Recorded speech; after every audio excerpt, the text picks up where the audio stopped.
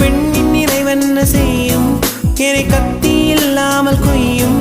இதில் மீள வழி உள்ளதே இருப்பினும் உள்ளம் இருமாது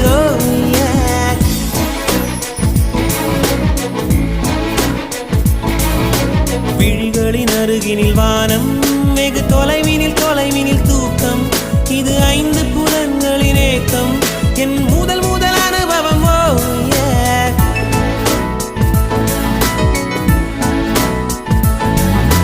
ஒலியின்றி உதடுகள் பேசும்